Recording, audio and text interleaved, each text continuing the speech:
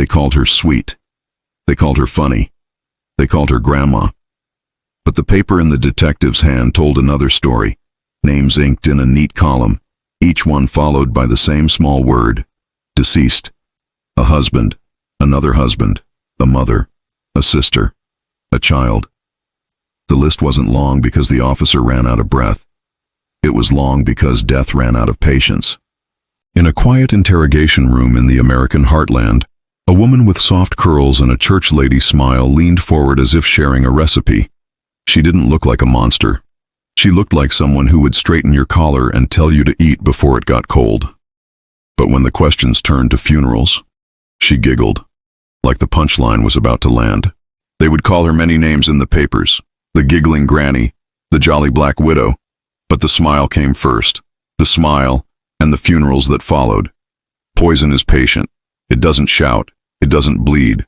It waits quietly in the things we trust: teacups, pies, a get-well-soon bowl of soup. And if you asked neighbors who knew Nannie Doss, they'd say the same thing. She was always so kind. Kind enough to sit at the bedside. Kind enough to spoon another mouthful. Kind enough to attend every burial, wearing that same cordial grin. How does a smile become a weapon? How does a home-cooked meal become a sentence? How does a grandmother, America's grandmother, leave a trail of coffins that no one thought to count until it was far too late? To understand the murders of Nannie Doss, the woman who turned domestic bliss into a crime scene, you have to start where all good lies begin, with a face you ready to trust. And once you trust the smile, you never see the poison coming. On the surface, Nannie Doss seemed like a woman out of a postcard. She wore her hair neatly curled, her dresses pressed, her cheeks warm with a grandmother's rosy glow. She laughed easily, and when she laughed, others laughed with her. There was nothing about her that whispered danger. In fact, people remembered her as cheerful, helpful, and quick to share a story or a slice of pie. The newspapers adored the contrast. They splashed her across front pages with headlines that sounded more like nicknames than warnings: the Giggling Granny, the Jolly Black Widow. The words felt almost playful, almost harmless, an image of a woman more likely to bake cookies than to bury husbands. That was the illusion, the disguise that fooled friends, family, and strangers alike. Behind that grin was a predator hiding in plain sight. She didn't lurk in shadows or creep down alleys. She smiled at you from across the dinner table. She lived in the heart of small-town America, in kitchens filled with steam and spice, where the weapon of choice wasn't a gun or a knife, but something far quieter: a pinch of powder, a hidden dose, stirred carefully into food meant for the people who trusted her most. By the time police began asking questions, Nannie had perfected her mask. She sat through funerals with composure, offering gentle words, dabbing her eyes with a handkerchief, the very image of grief. No one thought to suspect her. After all, what could be more innocent than a grandmother's smile? But innocence can be a costume, and her smile was stitched together by years of practice. To truly understand how that mask was built, and how it hid so much darkness, we need to go back to where it all began, her childhood.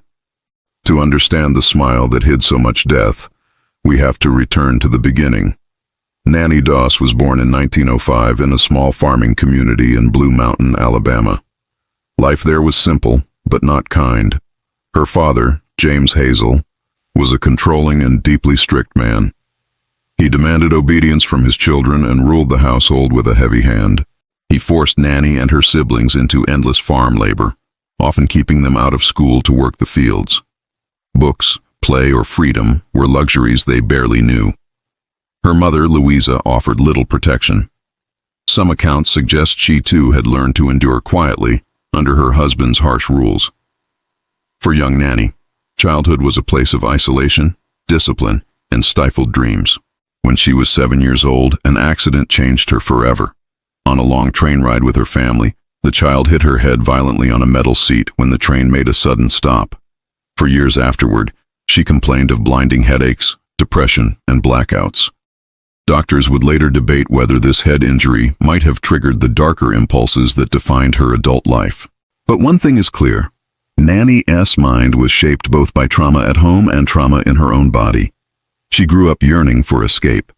That escape came in the form of romance magazines, cheap publications filled with glossy pictures of smiling couples and stories of everlasting love.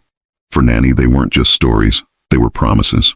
She devoured tales of charming husbands, gentle kisses, and dreamlike marriages. The reality of her father's iron grip and her grueling chores faded, replaced by fantasies of a prince who would carry her away. But those magazines planted more than hope. They planted obsession. Nannie came to believe she deserved that perfect man, and that she would find him no matter the cost. If he disappointed her, if he strayed from the storybook ideal, she would rewrite the ending herself. By her teenage years, she longed for independence. Yet her father controlled even that. He forbade her and her sisters from wearing makeup, pretty dresses, or meeting boys. He feared dishonor and gossip more than he cared for their happiness. But Nannie wasn't the kind of girl who would simply obey forever. When she was just 16, she found her escape. Marriage. The moment she could, she rushed into it, ready to trade her father's authority for what she believed would be romance. What she found instead was disappointment. That marriage, to a man named Charlie Braggs, would set the stage for the first whispers of death. The roots of a killer had taken hold, a harsh upbringing, a damaged mind, and an obsession with love that would turn lethal. The smiling mask she would wear for decades began forming in those years. Behind the image of an eager young bride was a storm gathering, one that would soon make her home a place of sickness, loss, and funerals. The fairy tale she chased never existed, but Nannie wasn't about to accept that. If life wouldn't give her the perfect ending, she would craft her own, and her first draft began with her very first husband. At 16, Nannie Doss thought she had found her escape. Her new husband, Charlie Braggs, was 19, a co-worker from the linen factory where she worked. On paper, it looked like freedom, a house of her own, a partner to lean on, and the chance to finally step into the kind of romance she had read about in magazines. But reality set in quickly. Charlie still lived with his mother, a controlling and suspicious woman who kept a close eye on Nannie from the moment she moved in. Instead of the fairy tale bride, Nannie became a live-in servant, trapped between a critical mother-in-law and a husband who offered little warmth. Her dreams of candlelit evenings and sweet devotion evaporated under the strain of daily life. Over the next few years, Nannie and Charlie had 4 daughters. From the outside, the family looked ordinary, but behind closed doors, the marriage soured. Charlie drank heavily. He disappeared for long stretches of time, leaving Nannie alone with the children and his demanding mother. Their home filled with tension, arguments, and resentment. It was during this time that death first entered her household. 2 of Nannie's young daughters died suddenly under suspicious circumstances. The official cause was listed as food poisoning. No one dared to question further. In the early 1920s, infant and child mortality was tragically common, and the idea of a grieving mother deliberately harming her own children seemed unthinkable. But in hindsight, many historians and investigators point to these deaths as the first clear signs of Nannie's deadly pattern. Charlie later confessed that he grew terrified of her. He claimed that Nannie had a dark temper, a tendency to lash out when crossed, and an unsettling smile that appeared at the strangest times. Eventually, Charlie fled, abandoning Nannie and the surviving children. He took only 1 daughter with him, leaving Nannie with the others. For most women of that era, being abandoned would have been a scandal, a mark of shame. But for Nannie, it became an opportunity. Free from Charlie, free from his mother, she could try again. Another husband, another chance at romance, another man to mold into the storybook vision she carried in her head. But Nannie's expectations were impossible, and her frustrations carried consequences. Whenever reality disappointed her, and reality always did, someone close to her seemed to fall ill. Someone's life ended. And always, Nannie smiled. Her first marriage had failed, but she was undeterred. She turned back to the personal ads in romance magazines, scanning the pages not just for companionship, but for her next chapter. And with her next chapter came another man, another husband, and soon enough, another grave. After the collapse of her first marriage, Nannie Doss did not retreat from love. Quite the opposite. She leaned harder into her obsession with finding the perfect partner. Romance magazines and Lonely Hearts columns became her hunting ground. She wrote letters, exchanged photographs, and charmed strangers with her sweet demeanor and playful words. Her second husband was Frank Harrelson, a man she met through a personal ad. At first, he seemed to offer the affection and stability she craved. But soon, Frank revealed his darker side. He was a heavy drinker, often violent and quick to rage. Nannie, ever the picture of patience on the outside, endured it with that familiar smile. But behind her smile, she was plotting. In 1945, after years of enduring Frank's abuse, she reached her breaking point. One night, when he came home drunk and demanding, Nannie poured him a glass of whiskey laced with rat poison. By morning, Frank was dead. The authorities accepted it as natural. Alcohol abuse was common, and his sudden decline didn't raise suspicions. For Nannie, it was a clean escape. But she didn't stop there. She couldn't. Each new husband carried the promise of romance, each one a chance to live the dream she'd been chasing since girlhood, and each one, inevitably, failed her. Her third husband, Arlie Lanning, offered temporary stability. They lived in North Carolina, where Nannie slipped seamlessly into the role of a doting housewife. Arlie, however, was another drunk, spending nights in bars and leaving her to fend for herself. In 1952, Arlie suddenly grew ill. His symptoms, nausea, stomach pains, weakness, matched those of food poisoning. Neighbors believed he had simply drunk himself to death. When Nannie shed a few tears at his funeral, no one suspected the casserole she had prepared was the true culprit. With Arlie gone, she inherited his house. Rather than stay, she sold the property and pocketed the money, moving on to her next prospect. Her fourth marriage followed the same deadly rhythm. She wed Richard Morton, a man from Emporia, Kansas, whom she had also met through the classifieds. Richard was different, kind, affectionate, a man who seemed to care for her deeply. But Richard had a weakness. He was unfaithful. Nannie discovered his affairs, and just as with her past disappointments, she reached for the same solution. Within months of their wedding, Richard too fell violently ill. By early 1953, he was dead. Each husband left her with a little more money, a little more freedom, and no suspicion. Doctors and coroners chalked up the deaths to heart failure, alcoholism, or natural causes. In mid-century America, the idea that a smiling, church-going woman could be systematically poisoning her husbands seemed absurd. Then came her fifth and final husband, Samuel Doss of Tulsa, Oklahoma. Samuel was a clean-cut man, a churchgoer, and perhaps the most respectable of her spouses. Unlike the others, he wasn't abusive, and he wasn't a heavy drinker. But Samuel was strict, cautious, and deeply practical. He disapproved of Nannie's obsession with romance magazines, banning them from the house. He wanted a steady, disciplined marriage, not fantasy. To Nannie, this was betrayal of another kind, the death of her dreams.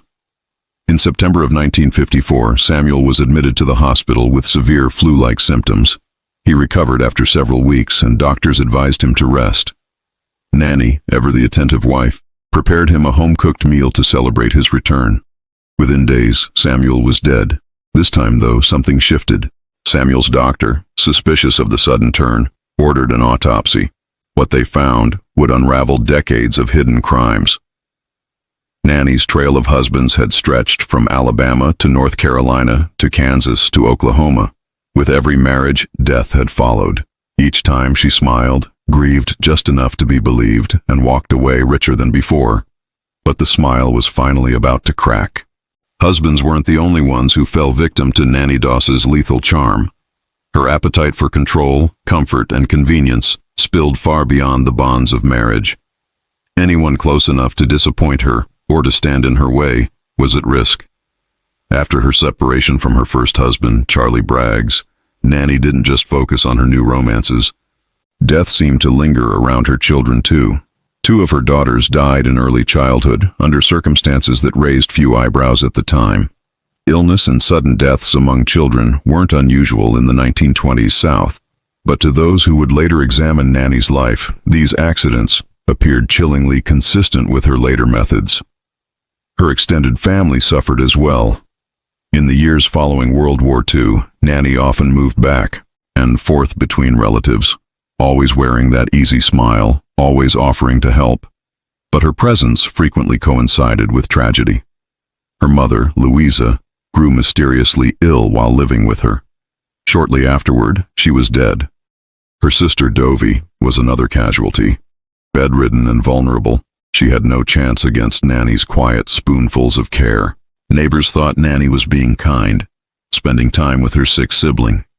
In truth, those visits were deadly. Even children were not safe. Nannie's grandson Robert, the young son of her daughter Melvina, died suddenly after spending time in her care. The official cause was listed as asphyxia, but Melvina suspected her mother had played a role. She later recalled seeing Nannie holding a sharp hat pin near the infant just before his death. The thought that her own mother could harm her child was too terrible to accept, so the family moved on in silence.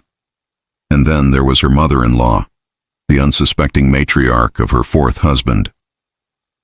Shortly after Nannie moved into the household, the older woman began to decline. Within weeks, she too was gone. Once again, Nannie played the grieving daughter-in-law, her smile hiding the truth. Poison had claimed another victim. This pattern revealed something sinister. Nannie wasn't killing out of rage alone. She wasn't acting in sudden fits of passion.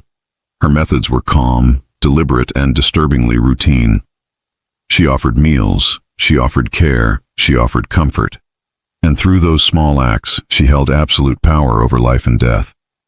By the time her final husband, Samuel Doss, collapsed in Oklahoma, Nannie's history was littered with bodies. Husbands, children, siblings, parents, grandchildren. No family bond, no maternal instinct, no blood tie was strong enough to protect anyone from her. For decades, she slipped through funerals and condolences unnoticed, always dressed in black, always offering a smile. But with Samuel's death, the authorities finally looked closer. The mask was about to slip, and the truth of her decades-long trail of poison was about to be revealed. When Samuel Doss of Tulsa, Oklahoma, died suddenly in the fall of 1954, the doctors who treated him couldn't shake a feeling of unease.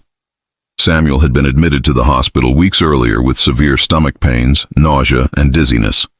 After treatment, he had shown signs of recovery.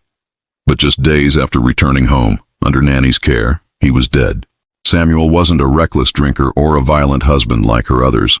He was respectable, careful, and deeply religious.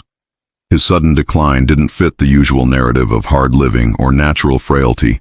His physician pushed for an autopsy, an unusual request at the time, but one that would prove pivotal. The results were undeniable. Samuel's organs contained massive amounts of arsenic. His death wasn't natural. It was murder. For the first time, suspicion turned toward the woman who had been present at the bedside, spoon in hand, smile unwavering. Investigators began looking into Nannie's past, and what they found was staggering.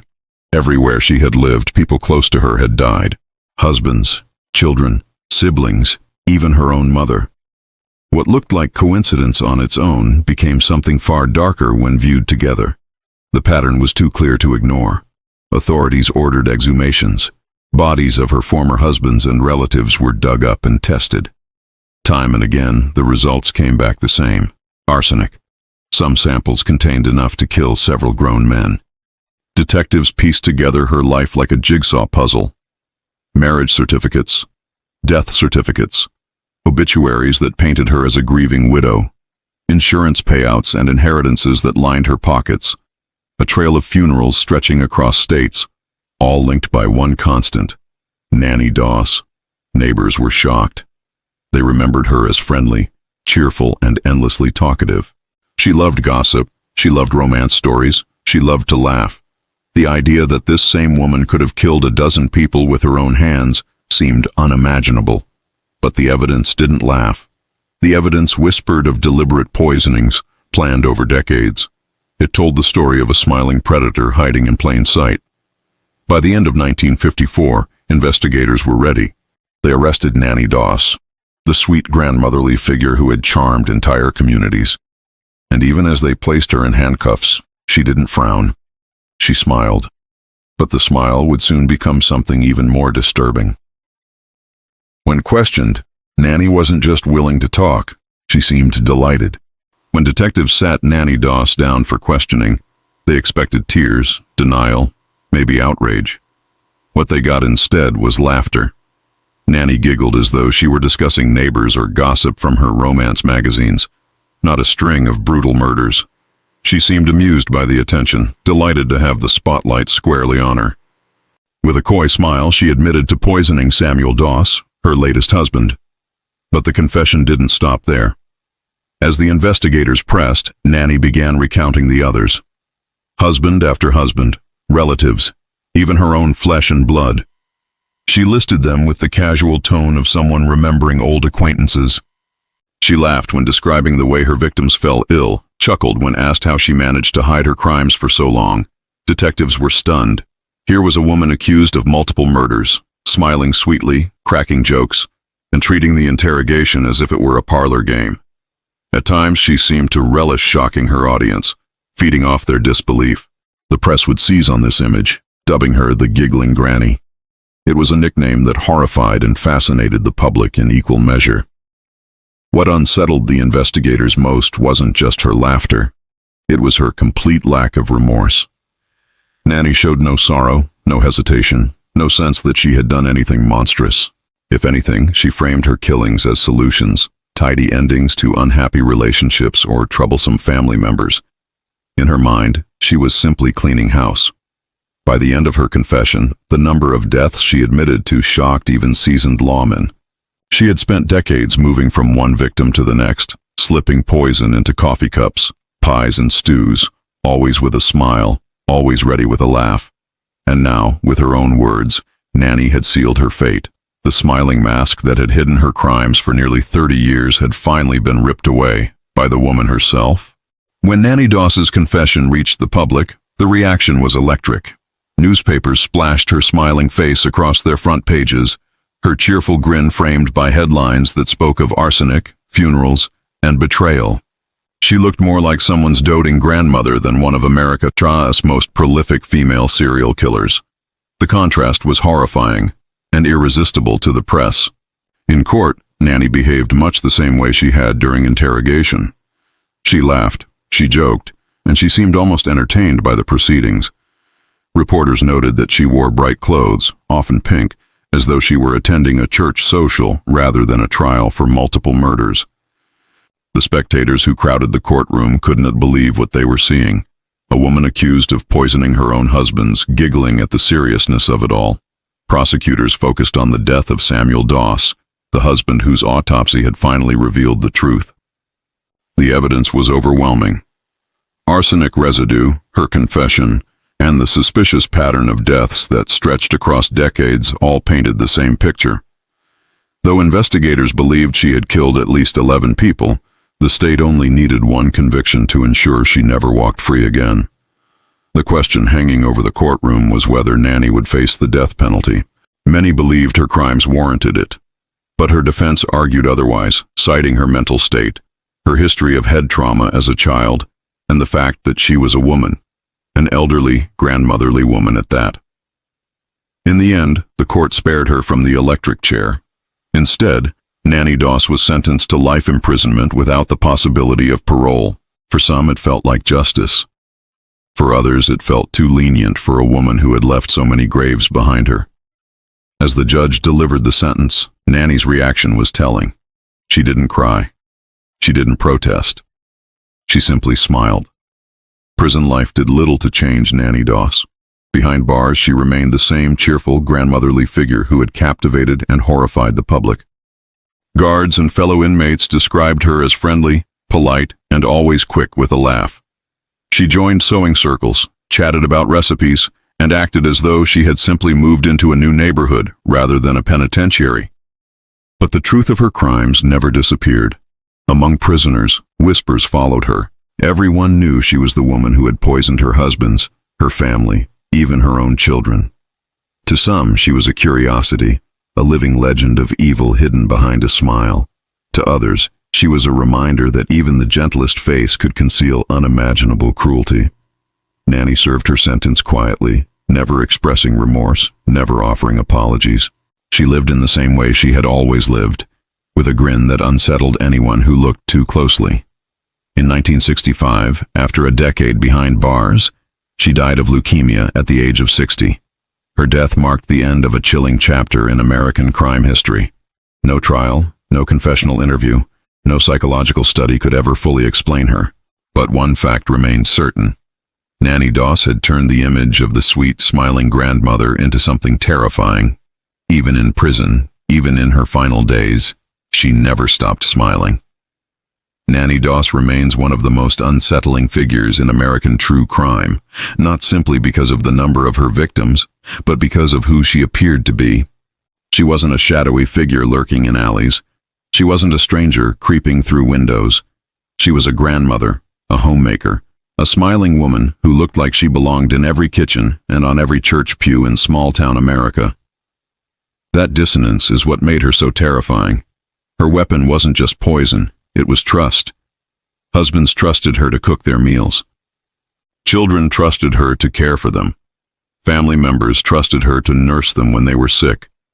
She transformed the very symbols of domestic comfort, food, caretaking, affection, into tools of death. Psychologists have long debated what drove her. Was it the head injury she suffered as a child, altering her brain and impulses? Was it the abusive father who robbed her of a normal childhood? Or was it her own obsession with romance, twisted into a demand that life deliver the fairy tale she saw in magazines, no matter who had to die in the process? Perhaps it was all of these things, or perhaps Nannie simply enjoyed the power she held, the quiet control of deciding who lived and who didn't, all while wearing a smile that disarmed suspicion. Her story forces us to confront an uncomfortable truth. Evil doesn't always look like a monster. Sometimes it looks like the person next door. Sometimes it looks like a kindly grandmother with a warm laugh and a plate of pie. And sometimes it smiles right at you. Nannie Doss's story is a chilling reminder that appearances can deceive and that the deadliest threats can come from the people we trust the most. Her smile hid a trail of graves and her laughter masked decades of suffering. What do you think drove her to commit such calculated crimes? Was it trauma, obsession, or pure evil? Share your thoughts in the comments below. If you found this story as haunting as we did, make sure to subscribe for more dark true crime documentaries. And remember, sometimes the most ordinary smile hides the darkest secret.